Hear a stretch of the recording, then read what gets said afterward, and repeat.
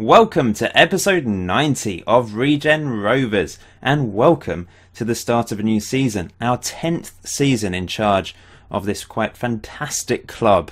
It's been an incredible journey, and last year it was almost another exceptional season. Getting to the playoffs in our first season of League One was very impressive, but we did bottle it in the end. I made some bad decisions and we were unable to get promoted to the Championship. However, there was some glory last year because, of course, we did win the Checker Trade Trophy, and we're going to be aiming to defend that title this year, although I may be a bit more experimental in this competition this season.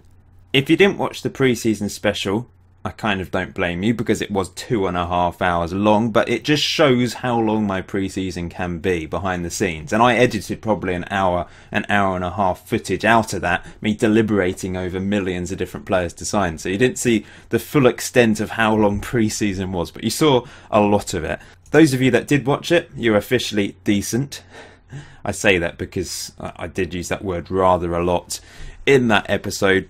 Anyway, back to reality. It's the start of our season and we're playing Gillingham today in the league. But we're going to go through the same old stuff that I usually do. Some of you have seen a bit of this in pre-season. You've seen the friendly results. I won't show any goals, of course, because that would take forever, because we did win 8-0 twice against Sutton Common and against Dorking. The biggest team we took on was Arsenal and we lost 3-0. The biggest blow of pre-season was losing Spencer Drury to injury, and he's going to be injured for another 2 weeks. So he's missing the first couple of weeks of this season. Real blow. He did get off to a good start in pre-season, scored 5 goals, got 4 assists, was destroying teams, and then he got an injury. Larry had also picked up an injury. He's going to be back very soon though, so that is good news. There's been a lot of signings and I will go through them in a little bit of detail very soon.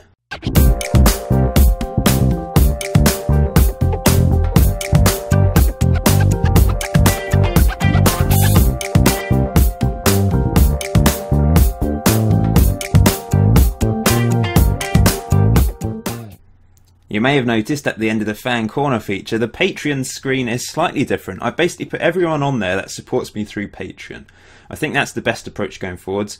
So it's just to show my appreciation for those of you that do support me on YouTube by donating money, either on a monthly basis or just a one-off basis. And if you've donated money in that given month, I will put your name on that screen. Anyway, transfer wise, we were very active in the transfer window. Those of you that watched the pre-season special would have seen me deliberating over numerous players. That was only probably a third of the players I even looked at in the whole of pre-season, but there was a hell of a lot of players I looked at, and we finally made some decisions in regards to releasing certain players. I did do a few polls on episode 85. Thank you if you voted on that. So we did actually release the likes of Sean Howcroft, who played a big part towards the start of this series. Gareth Sheriff in the first 3 or 4 years, first 3 seasons, and sort of in the 4th season, played a part in this team. Since then, of course, he didn't play a part. He's been released. Grant Hunter, our third choice goalkeeper, has been replaced by someone else, so he has been released. Chris Holmes has gone, the man that forgot to take his tracksuit off. He has finally left the club. He's played in every single season that he's been at the club, but he had to go. He's not up to the standard we require. Neil Stone, he only ever played 1 game for us. I think he came in and that was the player that introduced new haircuts to the team. So he'll probably still be hanging around Reigate with his hairdresser salon, cutting Jack Young's hair. Bradley Berry, he is a bit of a legend, let's be honest. He scored some important goals for us, 34 league goals, plus a few cup goals, quite a few assists as well. And scored in most seasons, apart from the 3rd season and the most recent season. So he is gone. Greg Cross is also gone after a couple of years at the club. Last year he was 2nd choice. Didn't play very well. The first year, he just was a little bit erratic. 18 yellow cards, 2 reds. That's the reason why he's gone, really. Sean Black has also left the club. Didn't really impress me when he was out on loan. He had a decent season in terms of assists, and he did get promoted with Dagenham and Redbridge last season, but he's actually gone to Ayr United in the Scottish League One since we've released him. Charlie Lofts has also gone. He hasn't managed to find a club, but he was here since that 3rd season and played a lot of games for us. and you did actually decide that we should try and keep him, but he didn't want to accept a new contract, so he has gone. Christian Marlowe, on the other hand, you guys really wanted to keep as well. I did offer him a contract, but those of you that watched the pre-season special will know that he wanted way too much money, so he's just on a month-to-month contract, and he's actually dropped to the under 23s now. Now, the biggest transfer out of the club, quite clearly, is Neil Dixon, who's gone to Hull City. I don't know where they are. They're in the Championship, but they've signed him for $325,000 at least. It's $250k up front, then about $80k over the next 12 months, and then there's some extra bonuses. We've got a 50% sell-on fee as well, so we get 50% of the money. We did have to pay a bit of money to Ballinarmalard United in Northern Ireland because of the deal that we did with them, but still, it's big money for a player we didn't play last season. He was out on loan at Braintree. He did okay in the National League North, and convinced Hull City that he's going to be a good player. To be fair, he is good. He would have been our best defensive midfielder this year, and I did deliberate whether I should sell him or not. But the deal was just too good, and I don't know if he's going to be a big part of the team anyway. He didn't fit into our tactic, so I've let him go, and financially it's really helped us out. Coming into the team then, I know this is a bit repetitive for those of you that did watch episode 89, but I just want to recap quickly. Lee Lovegrove is going to be our third choice right back behind Stephen Dean and Tim Green. He's only 18. Perhaps could develop into a decent player. Nick Austin's going to be our third choice goalkeeper. He has potential possibly to be a championship club. Championship club. It's not going to be a championship club. It might be a championship player though. And he's come from Tottenham. He was released by them, and good reflexes, decent agility. Could be a decent player. Next up is Carlos Vidia. I don't think he's going to develop into anything, but I'm giving him a go. We just need to sign some young players because we don't have.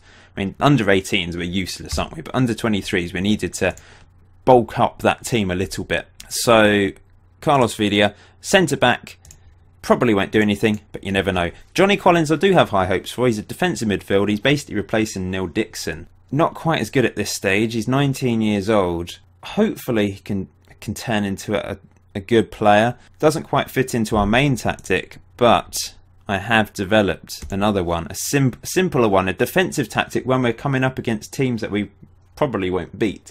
And it's got a defensive midfielder in there, so that's my thinking. We do need some sort of defensive midfield cover in the team. Next up is Booty, a left back from Nottingham Forest on loan. We let both our left backs go. Yaha's gone back to Blackburn and signed a new contract.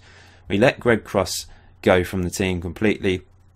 Booty comes in from Nottingham Forest on loan. He was at Tranmere Rovers last season in the National League. Did okay, nothing special. It does show his level. He's probably going to be our second choice left back though. Mohamed Garba is back at the club for another stint, and this time it is officially as a Regen Rovers player. Last season it was only on loan. He's left Brentford. That contract's been ripped up. We don't get the 50% sell-on fee, unfortunately, but perhaps we can sell him again in the future, or maybe he's going to go on and become a Regen Rovers legend. We shall see. Luciano, a backup for Diaz, I would say. He's sort of a deep line playmaker, good passer of the ball. He's Italian, bit of Italian flair in the team. He's come from Inter Milan, so at one point he must have been highly thought of in Italy, but not these days. However, I've got high hopes for him as well. I've always got high hopes. I'm positive, aren't I? Glass half full sort of guy. Gerard Fisher, our first Dutch player to join Regen Rovers, is probably going to replace Danny Bye this season, which you might be a bit shocked by. But Danny Bye didn't have the best of seasons last year. He did win Player of the Season according to the game, but we know that's wrong. I know Danny Bye is our captain and he's a legend, but we do need to try and find improvements for certain positions. And we know how shaky the defence was at times last season. We've signed him on a free, and he's got, I think most of the players I've signed have got 1-year contracts just to see how they get on, basically. Stuart Jenkins is our third choice left back. He's gone straight into the under-23s. He's a young Welsh talent, hopefully. I'm always hopeful. And nice curly hair as well, which is great to see. Michael Jenkinson probably will be our number one left back, but it could be between him and Booty. He's also a free signing. He's started at Liverpool, went to Morecambe. He's quite old as well. He's 24 years old, so he's brought some experience to the team. We don't just want young talented players, we want some experience for League One. Doesn't really have much Oh, he doesn't have any experience at League One, but he's an experienced League Two player. So let's see if he can step up and do the job in League One. Des Sheehan is the only player we signed for money, and he's going to be the oldest player at the team. He's going to be 27 in a month's time. So he's older than Jack Young. So he's probably one of the oldest regens on the game. He's an Irish midfielder. Played for Crumlin United at the start, moved to Nottingham Forest, then to Telford United, where he's got experience in the national leagues. Not great average ratings at all, but I've taken a punt. He's a free kick taker, and last season Stephen Dean scored lots of free kicks, and he only has 13 on free kicks. So Des Sheehan has 15. I'm hoping he'll score even more than him when he's in the team. So let's see how he gets on. We just need some strength in depth, I think. I swear we struggled last season. Another midfielder, Robbie Woodley, going into the under-23s, only 18 years old. Don't know if he's going to be anything special in the future. He's come from Norwich City. Once again, we just have to see how he gets on at the youth level. And another player to go into the under-23s is Callum Harding. 13 on passing, 13 flair. Looks pretty average, but he's relatively young. He's going to be 21 in October, but I think he's got a 2-year contract just to protect him, just in case he does turn into a decent player. We don't want to lose him straight away. So yeah, that's the transfers for you. As usual, I'll just show you a few things. Predicted to finish bottom of the table, 1,000 to 1. As I explained in the pre-season special, the game is screwed. We're not the worst team in the league. Quite clearly, we're not the worst team in the league. We finished 5th last year. It must be a problem with the creator club mode, where because the club's got such a low reputation compared to other clubs, it just puts us bottom automatically, I think. Let's have a look at our squad depth then. So, lots of strength and depth up front. We've still got Lee Orford. I was looking to sell him, but we haven't so far. Oh, another player that might be coming in, by the way, Luke Holland, who we had on loan last season. At the start of the pre-season, he wanted 2.2k to join us, but now he's only wanting £550 a week, and that contract is on the table. We're waiting for him to sign it. Lots of strength in central midfield now as well, which is great to see. Diaz apparently is our best midfielder. And we've got a few options at centre-back. We've got Walker, By, Edwards and Fisher. Stephen Dean can slot in there as well. But Walker and Fisher, I mean, it could be anyone. I think it'd be Walker and someone else that would be the main centre-back. We just need to find out who. And in goal, we've got Furtkachar and the legend that is Lee Sibzelis, of course. Looking at facts, you can see our oldest player is Des Sheehan. Almost about to be 27, and that's pushed our average age up to 23 now, but it's still well below the League One average. Dr. Jones, shortest player in the team. Our tallest player is Furtkachar. This is irrelevant really, but some of you might be interested in these random statistics. I've been in charge for 9 years and 32 days now, which is well above the average for the league. Player comparison then, you can see youngest age, youngest wage, that's predictable as well.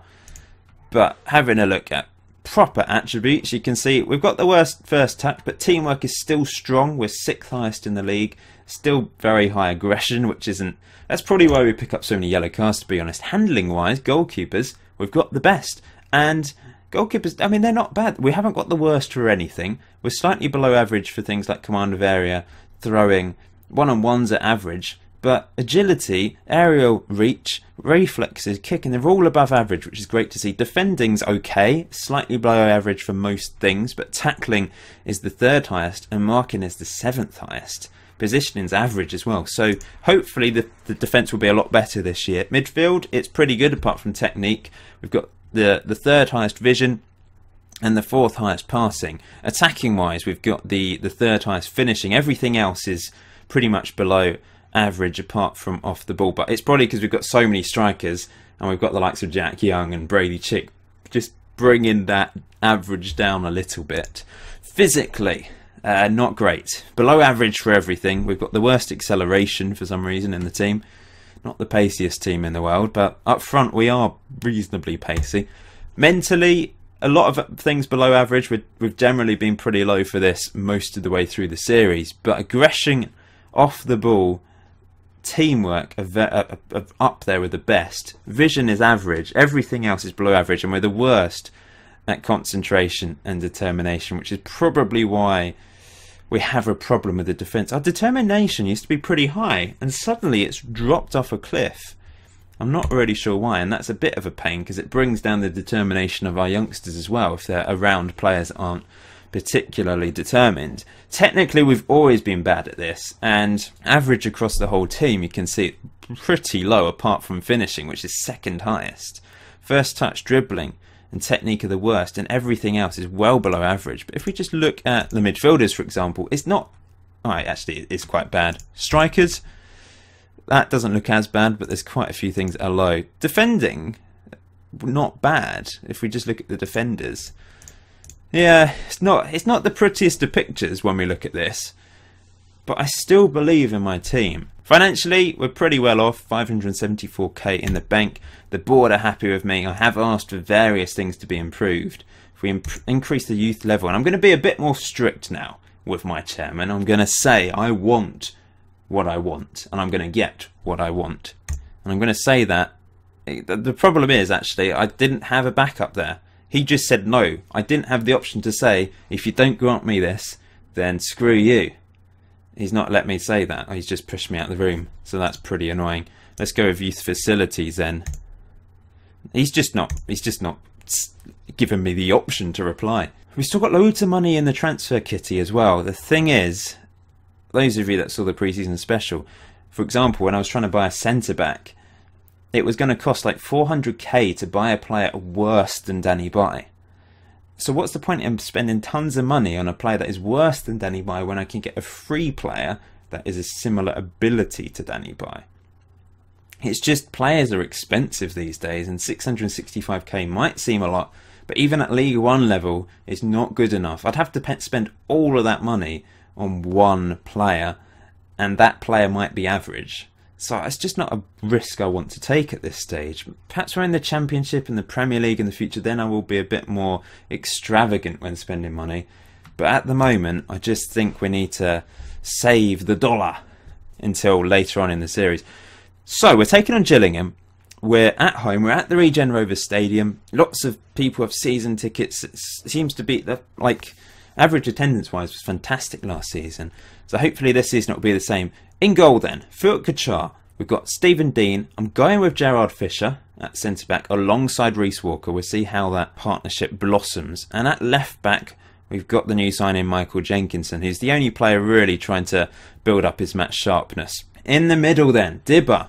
Vice-captain has to wear the armband because Danny Bai is on the bench. Paddy Murray's in the middle. However, if Luke Holland comes into this team, I'm hoping he can be the man in the middle, because Murray's only got 10 on tackling. He's not the best ball-winning midfielder in the world. And Diaz is playing as the deep-line playmaker. So that's really the three that we finished with last season. Up front, it has changed though. We've got Craig Palmer still as the advanced forward today. But Francis Arthur Owusu is going to be playing as the target man. He had a fabulous pre-season, scored lots of goals. 9 goals in pre-season. He was brilliant. Scored 4 goals in one match. I know it was against weak opposition, but still, I'm impressed. Didn't have the best time out on loan, but I'm hoping this year he will come on strongly and be a fantastic weapon for us. Larry Udder will have to try and win his place back because Francis has impressed me in pre-season. And in the poacher role, because Spencer Drury's out, we're playing on Northern Irish superstar. He's only 19. He's really got potential to be a quality player for us. Already, I think he'll be great because he's got 15 finishing, 15 composure. He's pacey, just like Spencer Drury. He's similar to Spencer Drury essentially, but he's actually got a better finishing attribute. And he scored 8 goals in pre-season, so he did really well as well. So he's on the left-hand side. Colin McGuigan, ready to fire us to glory. Having said all that, I've just realised we haven't actually continued until the game, so we're probably going to have 11 injuries now and the team will completely change. I'm still on the lookout for more players. If we can improve the team, then I will sign more players. And here we go, Luke Holland's agreed to sign, so maybe he could come into the starting lineup, but then again, he won't be match sharp at all, so maybe on the bench. Welcome to the club, Mr. Luke Holland. Welcome back to the club. See what I mean about him? Tackling 14, so much better than Paddy Murray, and his passing's better. I just think he's a better player, better option in the middle than Paddy Murray. And he didn't want much money. He got desperate and agreed £550 a week when at the start of pre-season, after leaving Liverpool, he wanted over £2 grand a week. We're getting loan offers come in. I don't want to loan players out yet until I know what my starting lineup is. And we know how problematic loaning players out was last season. We had no players at the end of the season. And a lot of the loans didn't work out, apart from Tim Green, really, and McGuigan. Here we go then. First day of League One. Our second season in this division. Please smash that like button to show your support. That would be much appreciated. So, against Gillingham, we won one and lost one in our history. Did Gillingham get promoted from the division below last season? I can't remember them being in League One last year, but I might be wrong. So Luke Holland's in the team. Where is he? Has he been stuck in the under-23s? He's a first-team player, is Luke Holland. I think we will put him on the bench instead of Luciano. He's not match fit. He might have to play a couple games in the under-23s to get up to that standard. So on the bench we've got Sivzelis, by Green, Garber, Holland, Orford, and Jack Young is on that bench, ready to come on. And or maybe, no, Larry is not quite back from injury yet. Seems a bit silly leaving Des Sheehan out, considering he's the only player I've spent money on, but I'm going to go with this for now. Here we go then. Popular manager, Paul Holden Warren. That's me, I'm popular for the first time in my life. So they're going with a 4-5-1 with a defensive midfielder, so you can see they're lining up to try and hold us back. Hold back the force that is McGuigan, Francis Arthur Owusu and Craig Palmer. Different partnership or trio up front today. We haven't got Dupp. How will we cope without them in the league? They've been scoring in pre-season, but I mean that's friendlies against weaker opposition. This is where it actually matters now. We're going attacking, we're going really attacking from the start. That's what we know best. And that's what I've decided to focus on. We've got, hopefully, a little bit more of a better defence this year. So, my aim is to just keep going forward, score goals, and hope the defence can hold off the opposition. Here we go, then we're underway. I'm excited for another season, our 10th season of Regen Rovers, which is just unbelievable, really, when you think about it. Here's Jenkinson. Into Diaz, he's given the ball away poorly there, but Murray passes it to Dibber. He finds Jenkinson, it's another lump ball, but here's McGuigan, it's through to Craig Palmer. Craig Palmer has to be, oh he does, on the rebound, he gets our first goal of the season after 3 minutes. Oh, he's hoping to try and beat that 15 goal tally he's got over the last 2 seasons. He'd like to get 20 this season. The first attempt wasn't really good enough, but he did well on the second one. He was persistent, and we're 1-0 up already in this game. And will the force of Regen Rovers just be too much for Gillingham as Craig Palmer comes forward again, and it's an own goal. He's already got an assist this season. And we're 2-0 up. 2 goals within about 40 seconds. Pretty unbelievable stuff from Craig Palmer, who's already on fire. Puts the ball in, and it's placed into the corner. Oh, it didn't count as an assist for some reason. That's right, that was clearly an assist. But Craig Palmer doesn't pick up his first assist of the season. I think that makes up for an assist he got a couple of years ago, which quite obviously wasn't an assist. Fuat Kachar pulled off a good save there. They were stretching our defence, a little bit worrying. Maybe I should go counter now that we're 2-0 up, as Fisher, the Dutch head, fires that away. Palmer all the way over to McGuigan. Is this going to be another goal from a counter-attack? McGuigan with the pace.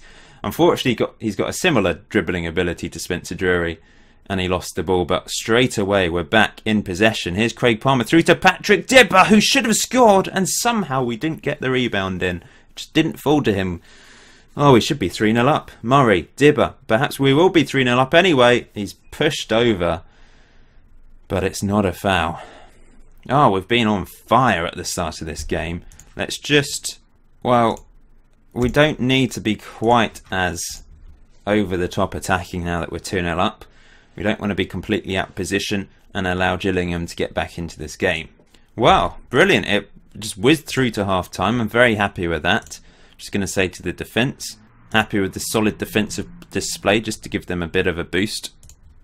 Stephen Dean's of course picked up a yellow card already. Diaz isn't playing particularly well in the middle though. Maybe we should let's give Garber a go and start the second half. Diaz apparently is our best midfielder according to my assistant, as Dibber, I thought that was going to be a reckless red card, but he gets away with it. Half an hour to go. McGuigan's not being amazing, but I'm actually going to, we'll keep him on. Arthur Owusu's quite, yeah, Arthur Owusu is going to come off for Lee Orford. who he also had a good pre-season, to be fair. And we will bring on Luke Holland for half an hour just to build up his fitness. Jenkinson's had a terrible game at left back. What's going on there? I don't know. We'll keep him on because we don't have a left back on the bench. Okay, Palmer heads that on, but he can't find Lee Orford. Cleared up the pitch. Stephen Dean does well. Here's Luke Holland.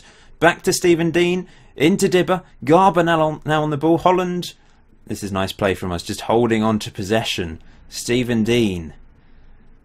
Through to Patrick Dibber. Craig Palmer. Dibber. Lovely play from us. Garber. Through to McGuigan, who gets his first goal on his first full appearance for the club. His first official game for the club. Of course, pre-season friendlies don't count in the statistics.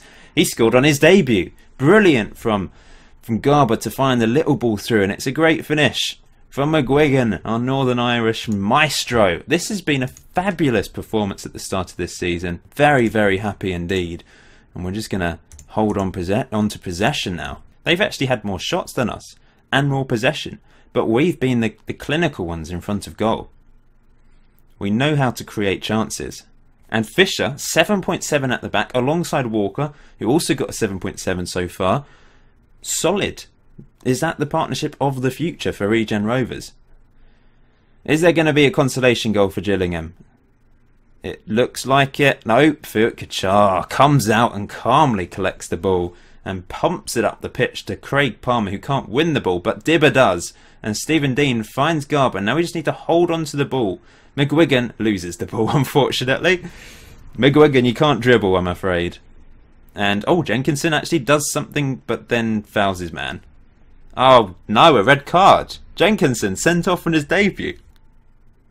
That's annoying. I thought he won the ball, but then he sort of did something else and brought down his man, which means, yeah, that's a bit irritating. So, once again, I'm going to have to play a player at position, and it's going to be Dibber. Palmer will drop back into midfield, and Orford will just play as a target man support. And we will just hold on for the last few minutes to try and just get a clean sheet. So not a great debut for Jenkinson. Maybe that allows Booty to come in and stake a claim for the starting left back place.